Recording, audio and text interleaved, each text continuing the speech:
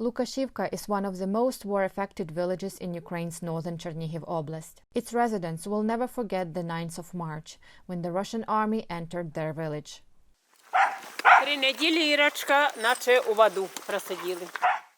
A noise from outside woke up Nadia Varenyuk.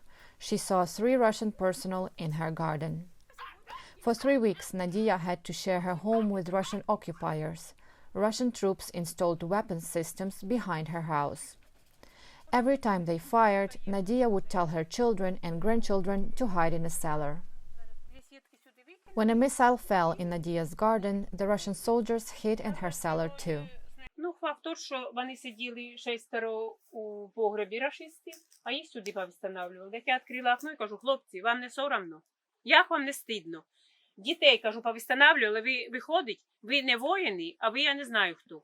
Nadia's neighbor's house was completely destroyed, alongside another 30 homes in Lukashivka. In total, over 8,000 buildings have been destroyed or damaged in Chernihiv Oblast.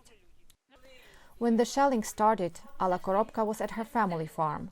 Her son Ivan allowed around 200 men from Ukraine's territorial defense force to hide at his farm. When Russian forces found out, they drove to the farm to kill everyone inside. То, що ми сюди прийшли, і тут почали стріляти, і це все летить сюди. І нас кажуть, теробороновці, каже, ховайтеся туди. І ми там пролежали це все время. І хрестилися, і молилися, і прощалися, і що ми тільки не робили. For 8 hours, Alla and 2 other milkmaids lay on the cold floor, waiting for the attack to end. At 3 p.m., Alla and her colleagues evacuated. Страшне, що було. Я не хочу навіть споминати. Як сіли прийшли в 3 часа, трохи перемир'я було, по городах. Ідемо, там горить по городах. Боже мой, страшно. Машини горять, хати горять, куди не дивишся.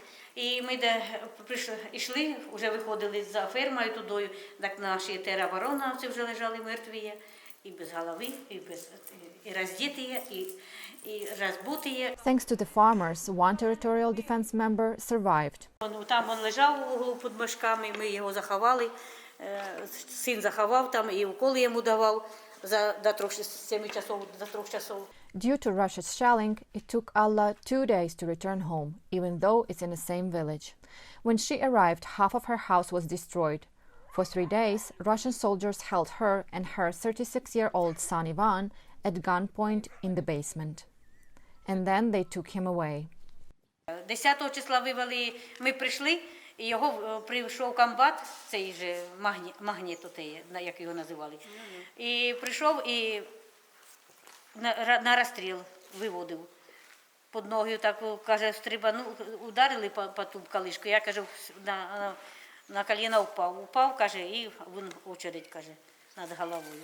The Russians accused Alla's son of helping the Ukrainian army. After 3 days, they let him out. His legs were cut up. Сутки кров'ю заходив. Вечором поздно, вважайте, забрали його в погреб і допитували. Unlike 11 civilians in this village, Ivan stayed alive. Alla's family farm was heavily damaged. Це склад був, все було в нас. А тепер що? The Russians destroyed and stole all of the equipment. They killed 62 cows and dozens more at another farm. Today, Alla and her son are repairing their home. Nadia keeps praying for Ukraine's victory.